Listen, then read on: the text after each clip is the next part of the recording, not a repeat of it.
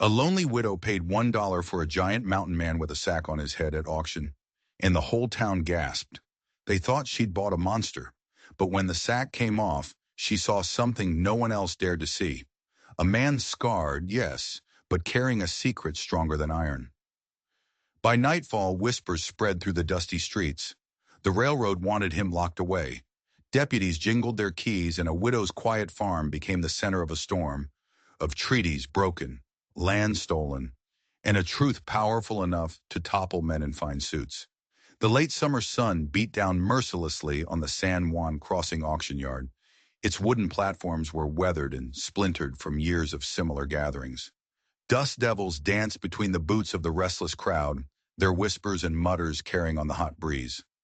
Rosa Whitfield stood at the edge of the gathering, her plain brown dress and neat bonnet marking her as a respectable widow, even as disapproving glances slid her way.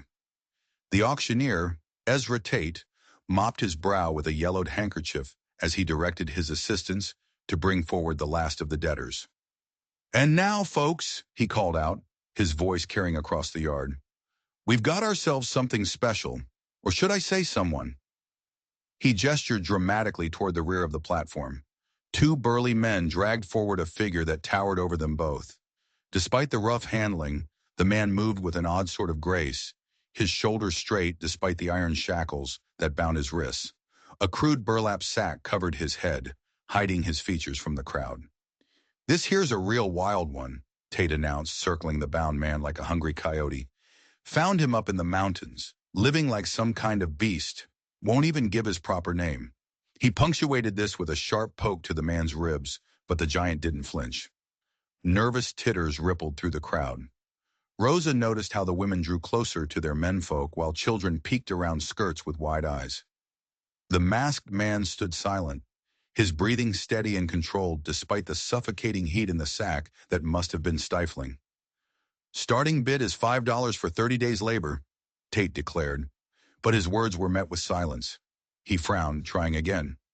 Surely someone could use a strong back for field work. $3. "Ain't natural keeping his face hid like that," someone muttered. "Probably ugly as sin under there," another voice added with a laugh. $2? Tate's voice held a note of desperation. Now someone must need a well dug or a barn raised. Rosa felt something stir in her chest as she watched the proud set of the man's shoulders. Despite his bonds and the humiliation of the sack, there was dignity in his bearing. She thought of her own lonely struggle these past 2 years, the whispers behind her back about the foolishness of a widow trying to run a ranch alone. $1. Tate was practically begging now. Surely he's worth that much. The crowd's laughter grew cruel. Rosa's hand moved to her reticule before she could second-guess herself. The small beaded bag held precious little, just some egg money and the single silver dollar she'd been saving for new lamp oil. Her fingers closed around the cool metal. $1, she called out clearly, her voice cutting through the jeers. The laughter died instantly, heads turned, and Rosa felt the weight of every stare in the yard. She forced herself to stand straight, channeling the quiet strength that had gotten her through her husband's death and everything after. "Did I hear correctly?" Tate asked, his eyebrows climbing toward his hairline. "The widow Whitfield offers $1. "That's right." Rosa stepped forward, her boots leaving precise prints in the dust. She withdrew the silver dollar, holding it up so it caught the sunlight. $1 for 30 days' labor. The whispers started immediately, like prairie grass in a high wind. Has she lost her mind? A woman alone taking in that creature? It ain't decent. Tate looked around hopefully, but no other bids were forthcoming. The crowd had drawn back, leaving Rosa standing alone before the platform. The masked man's head had turned slightly toward her voice, though the sack revealed nothing of his expression. "Going once," Tate called out, his tone uncertain. "Going twice." He paused one final time, but the only sound was the creaking of the platform under the giant's weight. "Sold to the widow Whitfield for $1. Rosa climbed the steps to the platform, her heart beat steady despite the gravity of what she'd just done. She pressed the silver dollar into Tate's damp palm, noticing how he avoided meeting her eyes. "The papers, if you please," she said quietly but firmly. Tate fumbled with his ledger, quickly scratching out the bill of sale. 30 days of labor starting today, he muttered. No refunds if he proves. Troublesome. I understand. Rosa took the paper, careful not to let her hands shake. She turned to face her purchase. Her worker, she corrected herself mentally. He stood silent, waiting. Remove his shackles, she ordered, proud of how level her voice remained. The assistants exchanged glances before one stepped forward with the key. The iron manacles fell away with a clang that seemed to echo across the suddenly silent yard. The giant rolled his shoulders slowly but made no other movement. Rosa drew herself up to her full height, though she barely reached the man's chest. We have a long walk ahead of us, she said clearly. Will you follow me peacefully? A long moment passed before the masked head dipped once in a slow nod. Something in Rosa's chest loosened slightly at this first sign of communication. She turned to face the crowd, taking in their mixed expressions of shock, disapproval, and morbid curiosity. She had lived among these people all her life, had attended their barn raisings and church socials, had mourned with them when her Thomas was laid to rest. But in this moment, she felt every inch the outsider they'd made her, since she'd refused to sell the ranch and move in with her sister in Kansas City. Good day to you all, she said with quiet dignity, and began walking toward the road that led to her property. She didn't look back to see if the giant followed, but she heard his measured footsteps behind her, and somehow she knew he would keep pace. The sun was high overhead as they left San Juan, crossing behind. Rosa's shoes and the man's bare feet raising small clouds of dust with each step. The whispers and stares followed them to the edge of town, but Rosa kept her chin up and her eyes forward. She had made her choice, for better or worse, and she would face the consequences with the same determination that had carried her through every other trial. Only when the last building had disappeared around the bend did Rosa allow her shoulders to relax slightly. The road stretched before them, empty, save for the occasional tumbling tumbleweed.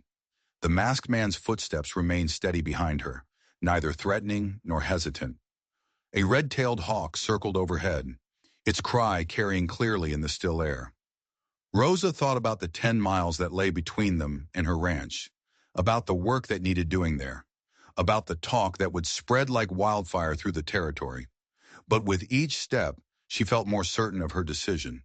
There had been something in the man's bearing, something that spoke to her of undeserved suffering and dignity in the face of cruelty. She had paid her dollar, and now she would see what came of it. The deputy stepped forward, fingers fumbling with the rough knots of the burlap sack.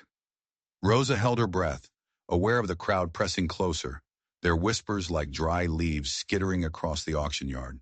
The fabric caught for a moment, then fell away. A collective gasp rippled through the onlookers.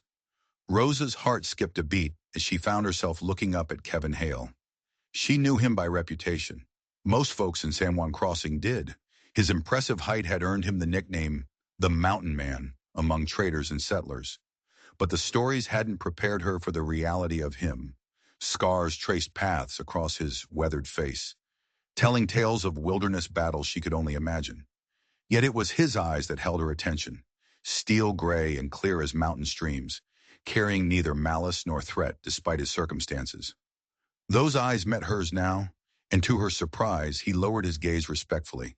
His voice, when it came, was soft and deep, like distant thunder over the plains. Much obliged, ma'am, he said, the words carefully chosen and sincere. For your kindness.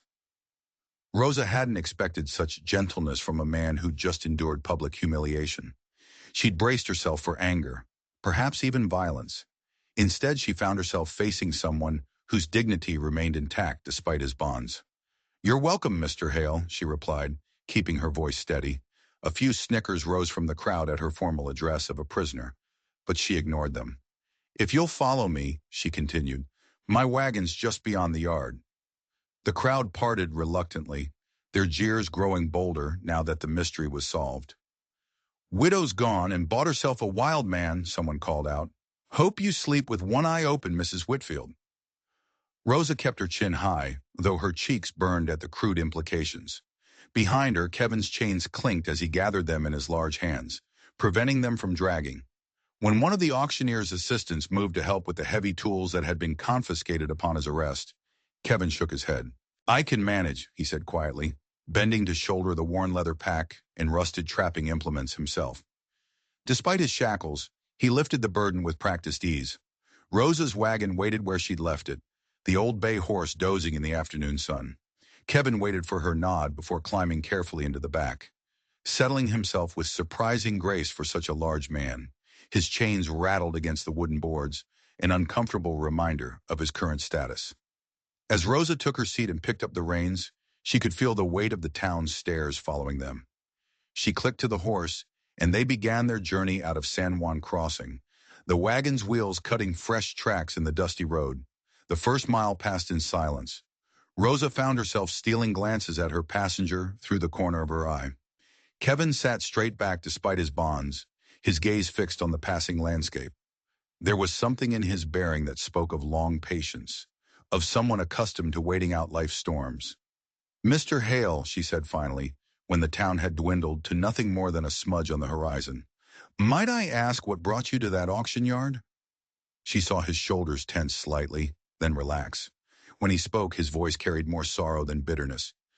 "Railroad men found me camping near their survey lines. Said I was trespassing, though that land's been free range since before either of us was born." He paused, choosing his words carefully.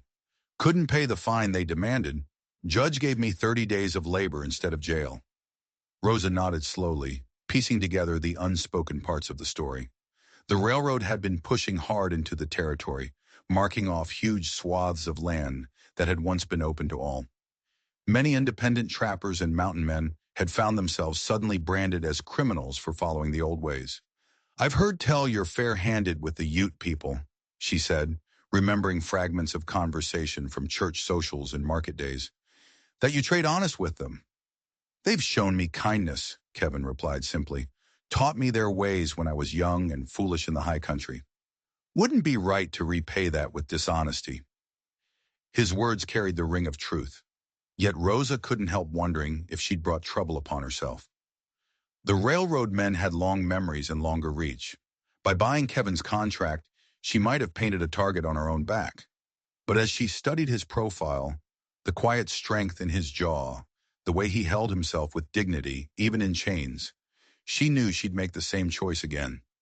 The sun was sinking toward the western peaks when they finally turned onto the rutted track leading to her ranch. The old house stood silently waiting, its weathered boards glowing golden in the evening light.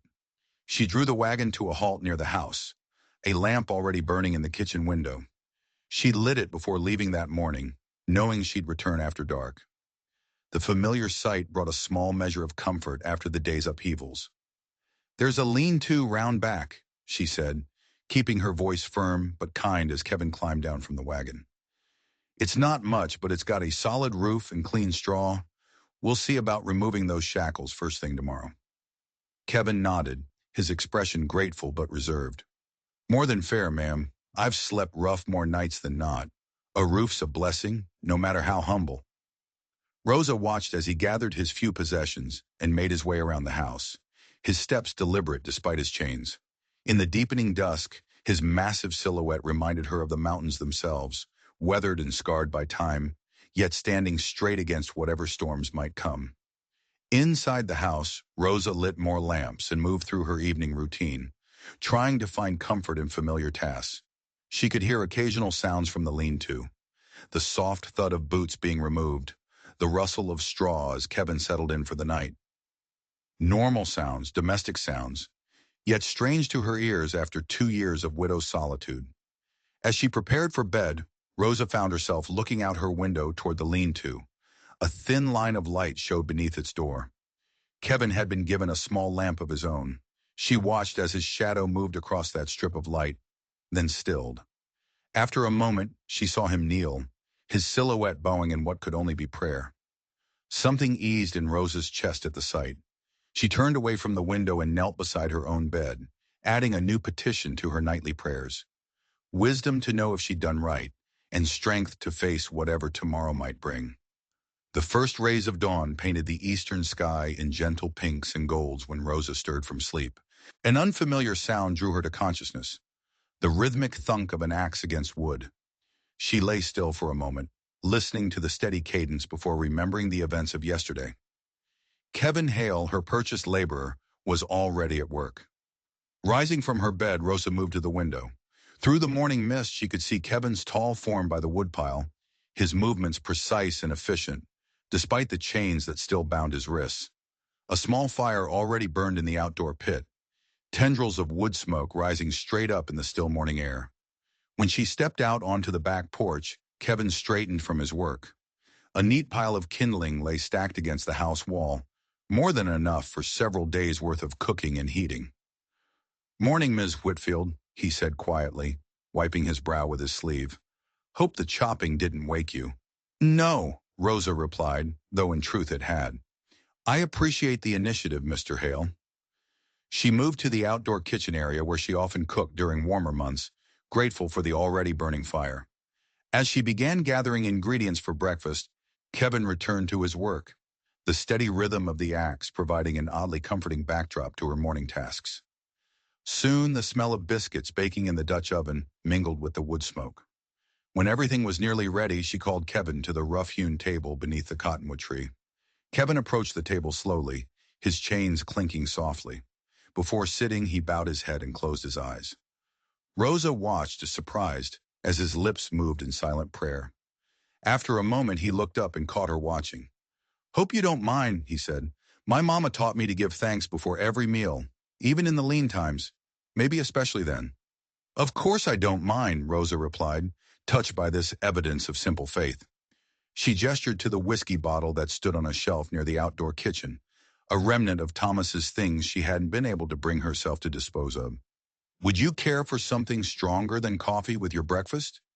Kevin's eyes followed her gesture, but he shook his head. "Much obliged, ma'am, but no. My strength comes from higher things." There was no judgment in his tone, just quiet conviction. They ate in companionable silence.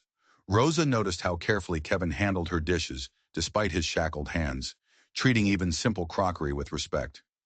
After the meal, Kevin stood and surveyed the property with a practiced eye. "That corral fence needs attention," he said, nodding toward the western pasture where several rails hung loose. "With your permission, I'd like to repair it today." Rosa nodded, relieved he'd noticed the fence's poor condition. "Tools are in the barn," she said. "Take what you need." Throughout the morning, Rosa found herself pausing in her own chores to watch Kevin work. His movements were methodical and sure, even with the hindrance of his chains.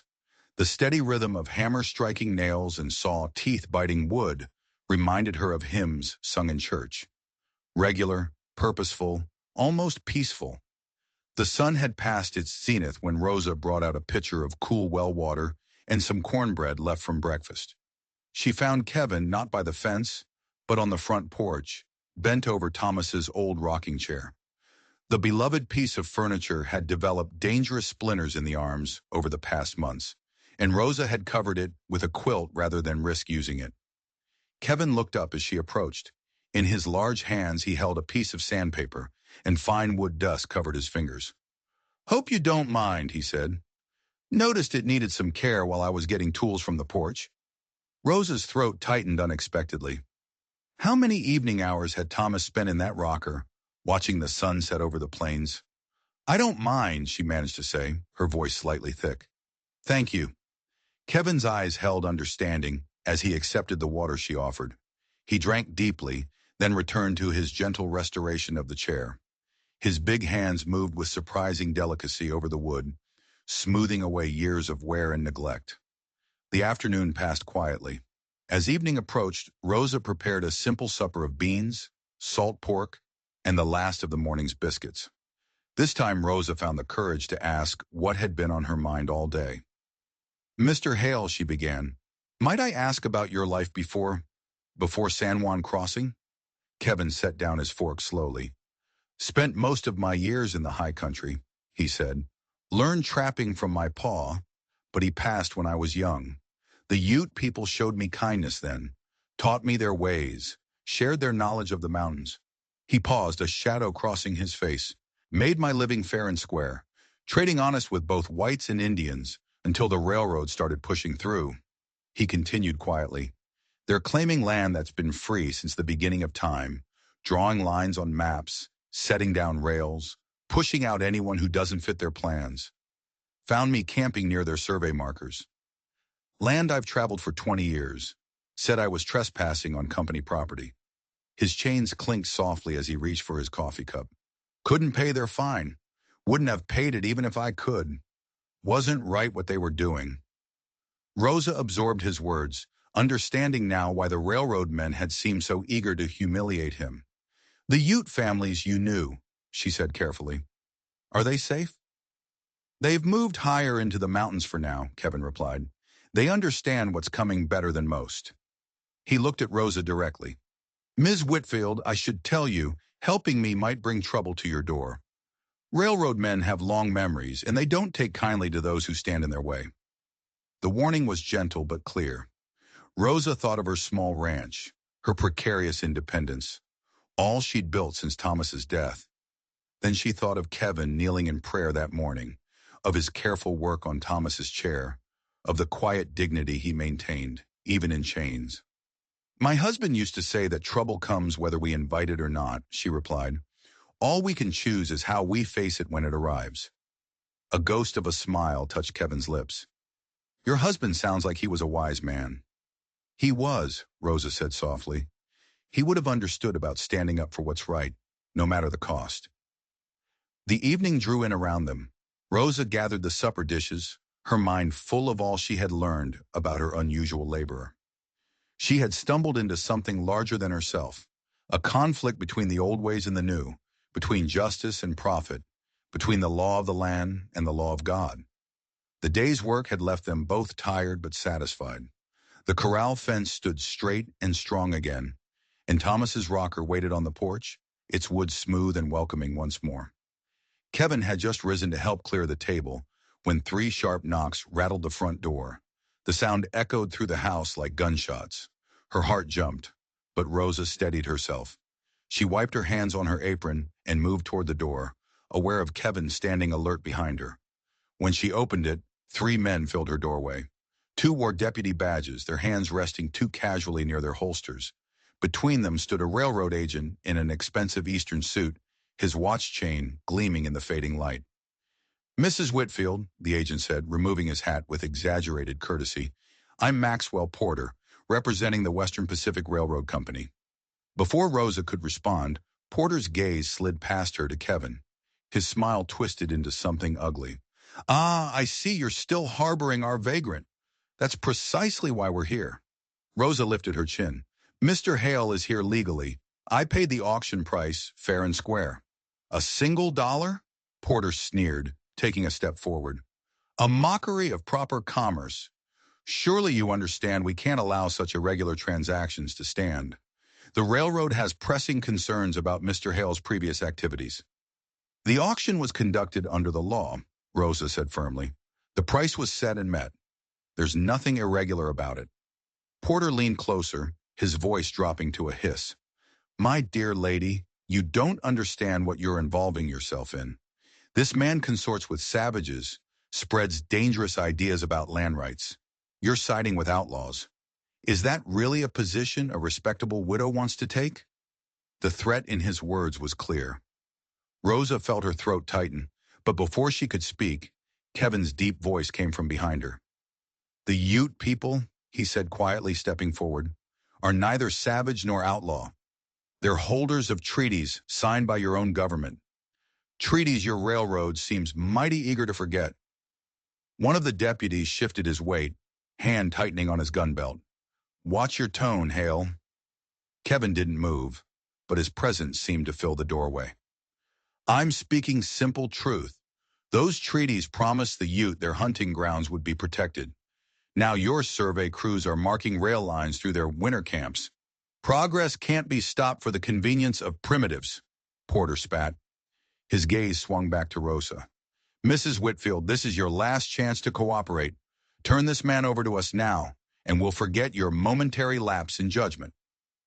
Rosa felt the weight of the moment press down on her. She thought of her precarious position, a widow alone. But then she remembered Kevin's quiet prayers, his gentle hands repairing Thomas's chair. She straightened her spine, meeting Porter's cold stare. Mr. Hale is here legally under contract. I won't be turning him over to anyone. Porter's face darkened. Deputies, he barked. Take him. But Rosa stepped fully into the doorway, blocking their path. You have no authority here. This is my property, and Mr. Hale is under my employment. If you want to change that, you'll need to take it up with the judge who oversaw the auction. The deputies exchanged uncertain glances. Their hesitation made Porter's face flush with anger. You'll regret this defiance, Mrs. Whitfield, he snarled, shoving his hat back on his head. The railroad doesn't forget its enemies. Neither does God forget his children, Kevin said softly. After a tense moment, Porter spun on his heel. Mount up, he ordered the deputies. Rosa watched them ride away, their horses' hooves kicking up dust in the gathering dusk. Only when they disappeared beyond the ridge did she let her shoulders sag, suddenly aware of how badly she was shaking. You didn't have to do that, Kevin said quietly behind her. You've put yourself at risk. Rosa turned to face him, finding strength in his steady presence. Yes, I did have to. What they're doing to you, to the Ute people. It isn't right. Thomas always said that doing nothing in the face of wrong was the same as helping it along. Sleep proved impossible that night. Rosa paced her kitchen, jumping at every creak of the house settling. Through her window, she could see Kevin's figure in the yard, kneeling in prayer beneath the vast canopy of stars. The sight gave her an odd comfort, $1 at an auction. Such a small thing to have changed the course of her life so dramatically. Yet she couldn't bring herself to regret it. Fear mixed with a strange exhilaration, like standing on a high cliff edge with a strong wind at your back.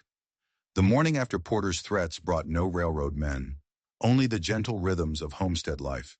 Kevin rose before dawn, as had become his habit. By the time Rosa emerged, he had already drawn fresh water and kindled a fire for breakfast. The quiet clink of his chains was becoming a familiar sound. Those must hurt something fierce, Rosa said, wincing at the sound. I could speak to the sheriff about removing them. Best not, Kevin said quietly. Might bring unwanted attention. They're not so heavy, and the 30 days will pass quick enough. He paused, looking toward the barn. That roof's starting to sag badly. Mind if I take a look? Rosa followed his gaze to the weathered structure. If you think you can manage it with the chains. Had worse handicaps in the mountains, Kevin assured her. Might need some fresh planks, though. The general store in town still run by old M. Turner? Yes, but I shouldn't send you into town alone. Not with Porter's men about. Then perhaps you'd care to accompany me. His tone was carefully neutral, but Rosa caught a hint of warmth in his eyes. The trip to town was tense. Rosa felt the stares as they drove past the church, heard the whispers behind raised hands. But Kevin kept his eyes forward, his bearing dignified. Monsieur Turner, bless his practical soul, treated them no different than any other customers. He helped Kevin select sound planks and even offered advice about treating the wood against rot. The real work began back at the ranch. Kevin studied the barn structure carefully, then began teaching Rosa the proper way to brace damaged beams.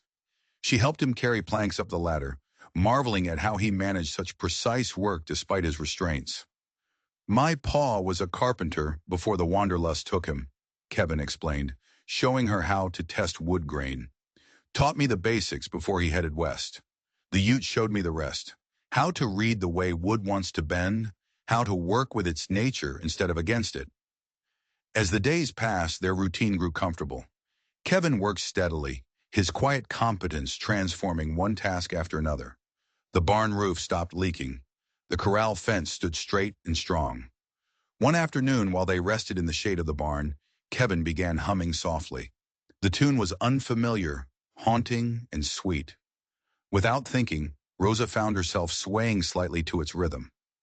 What's that song? She asked. Old Mountain Hymn, Kevin replied. Learned it from a circuit preacher up near the Yellowstone. Words are about finding shelter in the storm. His voice, when he began to sing properly, was deep and true. Rosa found herself laughing, not at him, but with pure delight at the unexpected beauty of the moment. The sound surprised her. She couldn't remember the last time she'd laughed so freely. Kevin's eyes crinkled at her joy. Been a while since you laughed like that, I reckon. Too long, Rosa admitted. That evening, as they shared a simple supper of rabbit stew, Rosa gathered the courage to speak what had been weighing on her heart. "It's been 3 years since Thomas passed," she said quietly. "The fever took him so quick. Everyone said time would make it easier, but sometimes I think they were wrong. The loneliness doesn't fade, it just becomes more familiar." Kevin set down his spoon, his gray eyes gentle. "Loneliness is heavy," he said softly, "but it isn't meant to be carried alone." Rosa's heart stuttered at his words, at the quiet understanding in his voice. She looked up to find him watching her, with an expression that made her breath catch. Compassion mixed with something deeper, something that sent warmth spreading through her chest even as it sparked fear in her belly. "I shouldn't," she began, then faltered. "Shouldn't what?" "Shouldn't feel so comfortable with you here. The town's already talking. Mrs. Tillman made sure I heard how shocking it was to keep a giant heathen under my roof. And after what happened with Porter, people will talk," Kevin said simply. "They always do. But their words don't change what's true." He touched his chains lightly. "These don't make me who I am any more than their gossip makes you who you are." Rosa stared at him, struck by the quiet wisdom in his words. The moment stretched between them, filled with unspoken possibilities. Finally, Rosa cleared her throat and began gathering the dishes. "We should rest. There's more work tomorrow." "There always is," Kevin agreed. But something had shifted, as subtle and significant as the change of seasons. Later, lying in her bed, she heard him singing that mountain hymn again. Rosa pressed her hand to her heart, feeling it beat with a rhythm that was both frightening and wonderful. That silver dollar had bought far more than 30 days of labor. It had bought her a chance at something she'd thought forever lost. A week of steady work had transformed Rosa's homestead. The repaired barn stood proud against the morning sky. The wagon creaked as Rosa guided her team toward town. Kevin sat beside her, his chains tucked discreetly beneath his coat. "Reckon we'll need more nails," Kevin said softly, breaking the comfortable silence. "And perhaps some window glass if you're willing. That broken pane in your kitchen lets in an awful draft." Rosa nodded, touched by his attention to such details. As they rolled down Main Street, Rosa felt the weight of stares. Women whispered behind gloved hands. "Hold your head high," Kevin murmured. "You've done nothing to shame yourself." Inside Turner's general store, 3 young children playing marbles froze at the sight of him. "He's big as a grizzly bear," one boy whispered loudly. Instead of scowling, Kevin gave them a gentle smile. "Reckon I am at that, young fellow. But I prefer honey to salmon, if you take my meaning." The children giggled, fear forgotten. Their mother, however, hurried over to gather them close, shooting Rosa a disapproving glance. A cluster of men near the tobacco barrel muttered words that made Rosa's cheeks burn. "Savage lover," someone coughed behind them. Rosa spun around, ready to defend Kevin, but he touched her arm gently. "Let them talk. Their words can't harm what's true." The drive home felt lighter, town falling away behind them. They passed the old Jacobs place, its windows dark and shuttered. Kevin nodded toward the abandoned cabin. "Sometimes the orphans shelter there," he said softly. "Miss Abigail, the school marm, she does what she can for them, but there's more need than help most days." Rosa slowed the wagon, studying the weathered building. "Children sleeping there alone?" Kevin nodded. "5 or 6 of them last I heard. The town council talks about sending them to an asylum in Denver." Rosa's heart clenched. "That's not right," she said firmly. "No child should sleep hungry and alone." The wagon rolled on, but Rosa's mind was working. As they crested the hill overlooking her ranch, she turned to Kevin. "What if we invited them for supper this Saturday?" Kevin's expression softened. "You'd do that?" "Why not? The house is clean, thanks to your repairs. We have plenty of food. And she hesitated, then pressed on. "I miss having life and laughter within these walls." "It's a fine idea," Kevin said warmly. "If you're willing, I could hunt some venison. Been seeing fresh tracks in the creek bottom." Rosa nodded, already planning. "I'll bake fresh bread. We could ask Miss Abigail to bring them out." "The children would like that," Kevin agreed. "Most folks don't see past their ragged clothes to the hearts beneath." That evening, sunset painted her kitchen walls gold. And for the first time in years, she felt truly alive with purpose. The bread dough rose beneath her hands, full of promise, like her heart. It was coming back to life one careful moment at a time. Saturday dawned bright and clear. Rosa had been up since before sunrise, her kitchen alive with the bustle of preparation. A pot of venison stew simmered on the stove, filling the house with rich aromas of sage and wild game. Kevin worked quietly nearby, moving furniture to create space. He'd polished the old oak dining table until it gleamed. By mid-afternoon, everything was ready. The sound of wagon wheels broke the afternoon quiet. Through the window, Rosa watched Miss Abigail Carter's buggy approach, filled with children. "Here they come," Rosa whispered, suddenly nervous. "They'll be grateful for a warm meal and kind words," Kevin said softly. "That's all any soul really needs." The children tumbled from the wagon like puppies, their worn clothes and scuffed boots telling stories of hard times, but their faces shone with excitement as they gathered shyly on Rosa's porch. Rosa opened her door wide. "Welcome, everyone. Please come in." The children entered slowly, eyes wide as they took in the laden table. Kevin stayed back, not wanting to frighten them, but the little girl with missing teeth pointed at him in wonder. "Are you really the giant from town?" she asked. Kevin chuckled softly. "No wagon lifting today, little miss, but I do have something that might interest you." He moved carefully to the corner where his fiddle case lay waiting.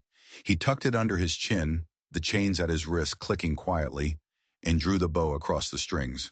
A sweet, clear hymn tune danced through the air. Rosa began serving the stew, filling each bowl generously.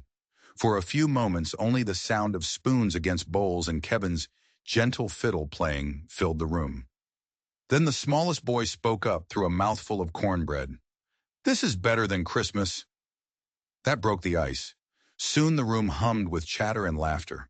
Rosa moved among them, refilling bowls, wiping spills, touching shoulders gently. Her heart swelled. This was what a home should be, full of life and noise and need. Kevin switched to livelier tunes. The lanky older boy knew some of the songs and began to sing along softly. Soon others joined in. As the meal went on, Rosa brought out her prized apple preserves.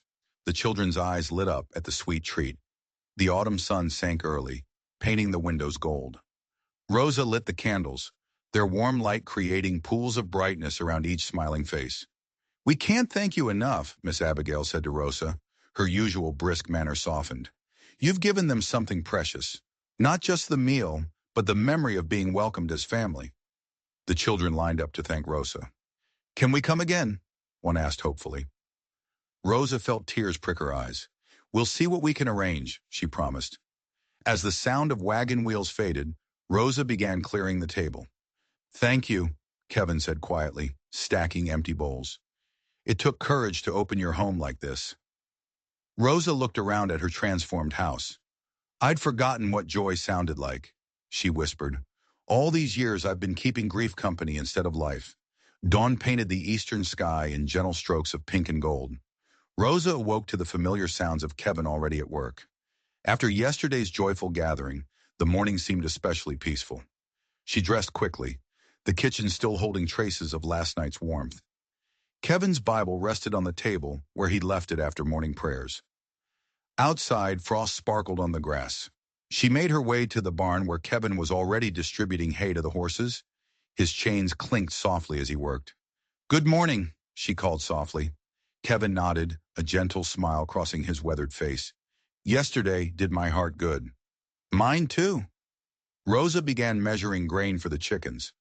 "The bay's got a loose shoe," Kevin mentioned, straightening up. "I can fix that this afternoon if you've got the tools." Rosa was about to answer when the thunder of hoofbeats shattered the morning peace. Her heart lurched as several riders galloped into the yard. She recognized Sheriff Coulter's badge glinting in the early light, and her stomach clenched with foreboding. Kevin stepped in front of her, his stance protective.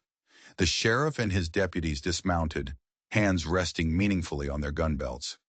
"Kevin Hale," Coulter announced, his voice flat and official. "We've got papers here naming you as an agitator among the Utes. You're under arrest for inciting actions against the railroad company." Rosa's breath caught. "That's ridiculous. He's been here working for weeks. You can see that for yourself." One of the deputies produced a sheaf of papers, waving them importantly. Signed testimonies right here, ma'am. Says he's been stirring up trouble, telling tales about broken treaties, getting the Indians all riled up. Those treaties were broken, Kevin said quietly. Speaking truth ain't the same as causing trouble. The sheriff's face hardened. Nevertheless, you're coming with us. Turn around. No!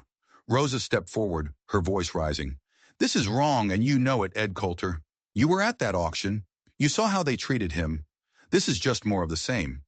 But Kevin was already turning, presenting his wrist with dignity. The deputies roughly secured additional irons, binding his hands behind his back. Rosa watched helplessly as they pushed him toward their horses. Please, she tried again.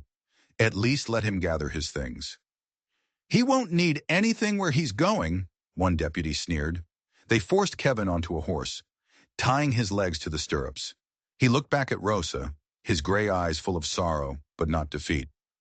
Thank you for everything, Mrs. Whitfield. I won't forget your kindness. Kevin! Rosa reached toward him, but the deputies urged their horses forward. She could only watch as they thundered away. The yard settled into terrible silence. Rosa stood frozen, dust settling around her feet. The day stretched endlessly. Rosa found herself turning to share observations with Kevin, only to meet empty air. When evening finally came, she lit the lamp and set out supper for one. The room felt cavernous. His Bible still lay on the table where he'd left it that morning. Rosa touched it gently. The pages were well worn, marked with pressed leaves and careful notations. The silence pressed in until she couldn't bear it. Pushing back from the barely touched meal, Rosa knelt beside her chair. Tears she'd held back all day finally spilled down her cheeks. Lord, she whispered, her voice rough with emotion. If you gave him to me, don't let them take him away. She pressed her hands together so tightly they trembled. Please, I can't lose another good man to injustice. The lamp flickered, casting shadows on the walls of her once again empty house. Outside, a coyote called mournfully across the darkening land. Rosa remained on her knees, praying into the gathering night, her heart aching with a fresh and familiar pain. Kevin's Bible lay open beside her, its well-loved pages a testament to the gentle spirit of the man who'd brought such unexpected light to her lonely world. Now he was gone, locked away on false charges, and her home felt more hollow than ever before. This was all a lie, and she knew it. The railroad was coming for him and for her. But they didn't know she had a secret of her own. The morning sun cast long shadows across Rosa's yard as she hitched her wagon with trembling hands. She'd barely slept, her mind churning with worry for Kevin and anger at the injustice. She drove the 10 miles to town, a basket of fresh bread tied beneath the seat, and her small Bible tucked in her pocket. The jail squatted at the end of Main Street. Sheriff Coulter looked up from his desk as she entered. Mrs. Whitfield, he said, I figured you'd be coming. I've brought food for Kevin, Rosa replied, and I want to see him. 5 minutes, that's all. The railroad men were clear about limiting visitors. Kevin occupied the last cell. He sat on a narrow cot, head bowed. When he looked up, Rosa's heart clenched. A dark bruise spread across his left cheekbone, and dried blood crusted at the corner of his mouth. Kevin, she breathed, stepping closer to the bars. What have they done to you? It's nothing, Mrs. Whitfield. Just some deputies wanting to make their point. Rosa thrust the basket through the bars. I brought bread. She turned to Sheriff Coulter. When will there be a trial? Surely he deserves to present his case. Coulter shifted uncomfortably. Railroad's pushing for next week. They're bringing in a judge from Denver. Want to make an example? Mrs. Whitfield, you'd do better to distance yourself from this matter. I will not, Rosa declared. Kevin is innocent, and I aim to prove it. As evening approached, Rosa lit her lamp and approached her husband's old desk. She hadn't opened its drawer since his passing. But tonight, something urged her forward. The desktop was thick with dust. She opened the first drawer slowly, heart aching at the sight of Thomas's careful handwriting. Land deeds, tax receipts, letters. She began sorting through them methodically. In the bottom drawer, beneath a stack of old newspapers, she found a leather portfolio she'd never seen before. Inside were surveys and maps carefully annotated in Thomas's precise hand. Rosa spread them across the desk, her breath catching as she began to read. The documents revealed a pattern of deception. The railroad had been moving boundary markers, claiming land that rightfully belonged to settlers and Ute families alike. Thomas had recorded it all: dates, locations, witness statements. He'd even drawn detailed maps showing the original survey lines versus where markers now stood. "Oh, Thomas," Rosa whispered, touching the papers reverently. "You knew. You were gathering proof." She remembered her husband's troubled expression in the weeks before his death. He'd been building a case against the railroad's theft, documenting their lies one careful note at a time. Rosa gathered the papers with trembling hands. Here was the evidence they needed: proof that the railroad had been stealing land, proof that Kevin's accusations were true. Thomas's meticulous records could save Kevin and expose the railroad's crimes. She hugged the portfolio to her chest, tears sliding down her cheeks. Even in death, Thomas was helping her stand for justice. Rosa's wagon wheels creaked through the pre-dawn darkness as she guided her team toward the weathered church. Pastor Wilkins was already there, tending his small garden. "Pastor," she called, climbing down from the wagon seat, "I need your counsel. I found something that might save Kevin." The church's single room smelled of lamp oil and old hymnals. Pastor Wilkins lit a lamp as Rosa began spreading out Thomas's documents. "These were my husband's," she explained, smoothing the curled edges of a survey map. "He was tracking the railroad's misdeeds before he passed. They've been moving boundary markers, stealing land from both settlers and the Ute people." Pastor Wilkins leaned close, squinting at the precise handwriting. "Your husband was a thorough man. These records are detailed." "Can these help Kevin?" Rosa asked, her voice tight with hope. "They prove the railroad men are the real criminals." The pastor straightened slowly, his eyes troubled. "These documents are powerful evidence, child. But in a court of law, we'll need more than paper. We need living witnesses who can testify to the truth of what's written here." Rosa nodded. Kevin spoke of his Ute friends, families who trusted him. They must have seen the railroad's theft of their lands firsthand. "The Ute camps lie 3 days' journey into the mountains," Pastor Wilkins cautioned. "It's dangerous country for a woman alone." "I'm not afraid," Rosa declared. "Kevin defended their rights at great cost to himself. Now I must do the same." The old preacher studied her face for a long moment.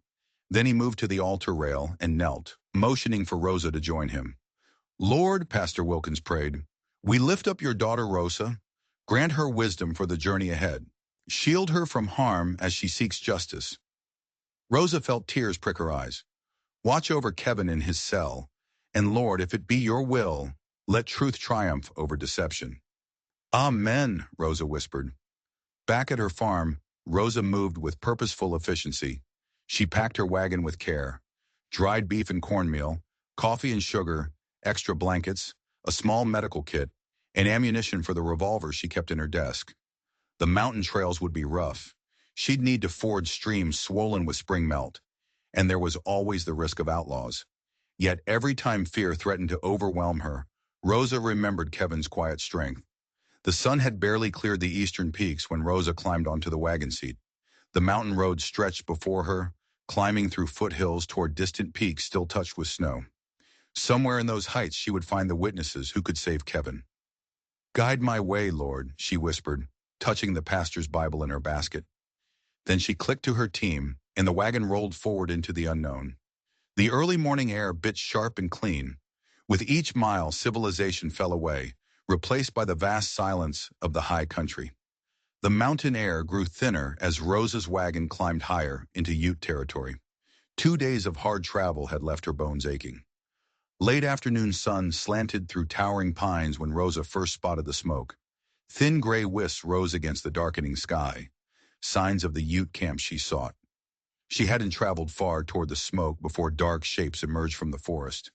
2 mounted warriors blocked her path, their faces stern beneath eagle feathers. "Stop there," one called out in clear English. Rosa drew her wagon to a halt. "I come seeking help," she said, her voice steady. "I'm looking for those who know Kevin Hale." The warriors exchanged glances. "Why do you seek this man?" "He's been imprisoned on false charges. The railroad men want to destroy him, but I have proof of their lies." Rosa reached slowly into her basket. I bring documents that show their theft of Ute lands. Kevin tried to defend your rights, and now he needs defenders of his own. A third rider emerged from the trees, an older man with gray braids and deep-set eyes. I am Henry, he said. Kevin Hale is known to us. He shared our fires and respected our ways. He moved his horse closer, examining Rosa's face. You care for this man. Rosa felt heat rise in her cheeks but met his gaze. He is a good man who showed me kindness when others showed scorn. I cannot let him suffer for doing what was right. Henry nodded slowly. Truth speaks in your eyes. He gestured to the other warriors who lowered their weapons. Come, you will share our fire tonight. The Ute camp spread before her in a protected hollow. Lodges arranged in a circle, smoke rising from cooking fires, children playing among the horses. Henry led her to the central fire, where several elders sat in council. Show us these papers you bring, one elder requested. With trembling fingers, Rosa unwrapped her husband's documents. These maps mark the original boundaries, she explained, spreading them on a blanket. See here, the railroad's new markers lie miles inside Ute territory. The elders leaned forward, studying the careful lines and notations. Finally, Henry spoke. These papers speak truth we have known in our hearts. The railroad men move boundaries like leaves in the wind, thinking we cannot read their marks. He looked at Rosa with newfound respect. You show courage bringing these to us. Will you help? Rosa asked. Will you come to town and testify for Kevin? Your words could save him and perhaps help protect your lands as well. The elders conferred again. Rosa breathed a silent prayer. Henry turned back to her. We will send 3 men to speak truth before your judge. I will lead them. His face grew grave. But understand, the journey holds danger. Railroad men watch the trails. They do not want Ute witnesses reaching town. I understand, Rosa said. I'm prepared to face whatever comes. That night, Rosa was given a lodge of her own. She drifted into dreams where Kevin stood free again, his quiet smile brightening her days. The morning sun cast long shadows as Rosa's wagon creaked onto the trail back to San Juan Crossing. 3 Ute riders flanked her, Henry on a dappled stallion to her left, 2 eagles and running fox on paint ponies to her right. Their presence steadied her nerves. Around midday, they stopped to water the horses at a stream.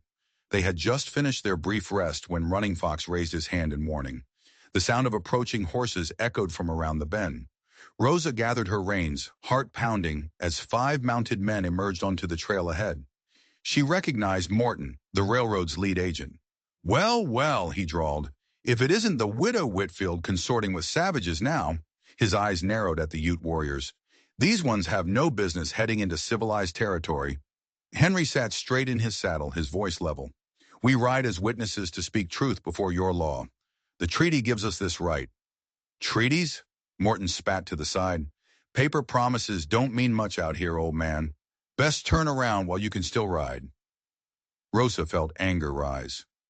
These men are my guests, Mr. Morton.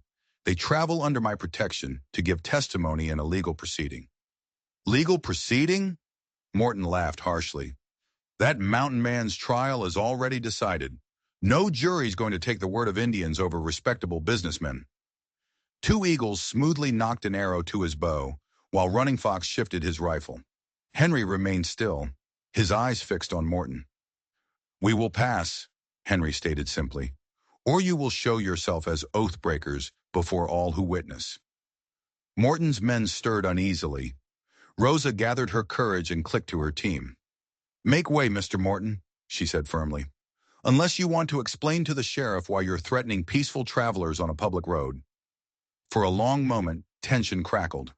Morton's hand hovered near his pistol. With a curse, Morton yanked his horse aside. Your reputation's finished in this town, widow, he snarled as Rosa drove past, and your red friends better watch their backs. They maintained their steady pace until Morton and his men were out of sight. They will try again, Henry told Rosa. Different men, different place. We must stay alert.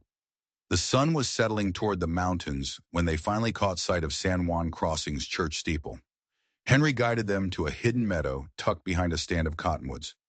We will rest here tonight, he said. Enter town tomorrow with the sun behind us so all can see we come in peace, but with purpose. As darkness settled, they gathered around a small fire. Henry offered a prayer in his language, then translated it for Rosa. Thanks for safe passage, blessing on their food, and hope for justice to come. Rosa added her own prayer aloud, her voice clear in the evening air. Lord, we thank you for protecting us. Please watch over Kevin in his cell and help us bring truth to light tomorrow. Amen, Henry said softly. In the darkness, an owl called. Two eagles said something that made Henry smile. He says the owl speaks of change, Henry translated. Tomorrow things will be different. Rosa touched the oilcloth packet of documents. Yes, she agreed. Tomorrow we speak truth, no matter what comes. The courthouse buzzed with tension as Rosa stepped through its heavy doors. Morning light streamed through tall windows, casting long shadows. Railroad lawyers in expensive suits huddled near the front, their faces twisted with disdain as she entered. Kevin sat at the defendant's table, his wrists still bound. His eyes met Rosa's, filled with quiet strength. Judge Peterson called the court to order, his gavel crack echoing through the packed room. Present your evidence, he commanded. Rosa's hands trembled slightly as she approached the bench. She carefully unrolled her husband's maps, spreading them across the polished wood. These surveys show the truth, Your Honor. The railroad claimed land that wasn't theirs to take. Gasps rippled through the crowd as people craned their necks to see. The railroad lawyers shifted uncomfortably. Henry and the other Ute elders rose next, their dignity commanding attention. One by one, they spoke of broken promises, of land stolen, and of Kevin's friendship and respect for their people. He never trespassed, Henry stated firmly. He honored our boundaries and the true borders of the land. Judge Peterson studied the maps intently, his weathered face grave. The railroad lawyer attempted to object, but the judge silenced him with a stern look. The gavel crashed down. Based on this evidence, I find the defendant not guilty. All charges are dismissed. Kevin's chains fell away. He crossed the room in long strides, taking Rosa's hand in his. You fought for me as no one ever has, he whispered, his voice thick with emotion. Tears welled in Rosa's eyes as she squeezed his hand, aware of the townsfolk's murmurs of admiration around them. The wagon wheels creaked as Rosa and Kevin turned onto the familiar dirt path leading to her homestead. Late afternoon sun painted the weathered barn in honey-gold light. Animals won't feed themselves, Kevin said softly, climbing down from the wagon. His chains were gone, but Rosa noticed how he still rubbed his wrists. Rosa nodded, gathering her skirts. Plenty of work waiting for us. They fell into their old routine, Kevin hefting hay bales while Rosa scattered feed for the chickens. Yet every task felt lighter somehow, touched by newfound joy. As dusk approached, Rosa stirred a pot of beans, while Kevin's axe rang steady against wood outside. When he carried in an armload of firewood, their eyes met across the kitchen. Will you stay? Rosa asked quietly. Your 30 days are done. Kevin set the wood down carefully. If you'll have me, I reckon I'm done wandering. Found what I've been searching for right here. Rosa's heart swelled. The loneliness. It's gone now. Together they bowed their heads, Kevin's deep voice leading them in prayer. Lord, guide our steps. Show us your path forward. Their joined amen filled the warm kitchen, a promise of partnership that went far beyond mere labor. The weeks flowed like honey, sweet and golden. Each Saturday, Rosa and Kevin threw open their doors wider than before. No longer did they host just the orphans. Now neighbors filled the chairs around their oak table, drawn by the warmth within. Kevin's fiddle sang beneath the rafters. Rosa moved between guests, coffee pot in hand, her smile bright as the morning sun. More coffee, Mrs. Henderson? Rosa offered to a woman who once crossed the street to avoid her. Now the neighbor beamed, holding out her cup. Your home feels like heaven itself, Rosa, she said softly. We were wrong about so many things. Where once there had been whispers, now there was wonder. Where scorn had lived, respect bloomed like prairie flowers after rain. Kevin played Amazing Grace, his strong hands gentle on the fiddle strings. Children clustered at his feet, eyes wide with admiration. As the last guest departed into the purple dusk, Kevin set down his fiddle. Rosa turned from closing the door to find him kneeling before her, his steel gray eyes bright with emotion. Rosa, he said, his voice deep and tender, I came to you in chains worth just $1 silver, but you bought me with something far more precious. Your kindness, your trust, your courage. Tears spilled down Rosa's cheeks as Kevin took her work-worn hands in his. I have no ring to offer, he continued, but I give you my hands for labor, my heart for loving, and my life for sharing.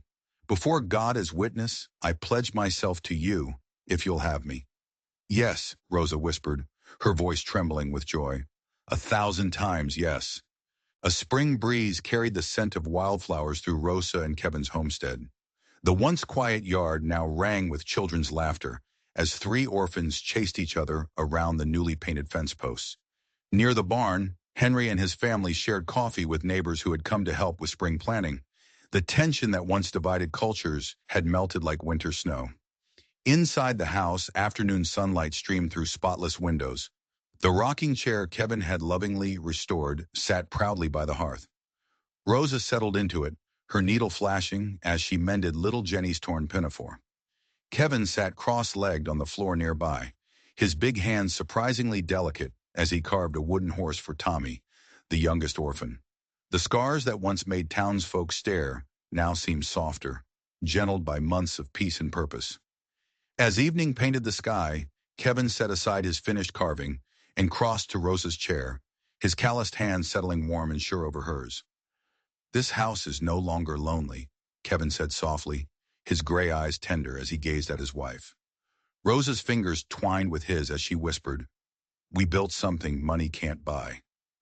Through the window, lamplight spilled golden across the Colorado darkness, marking their home like a beacon. The walls that once echoed with emptiness now held the warmth of a family chosen by heart rather than blood.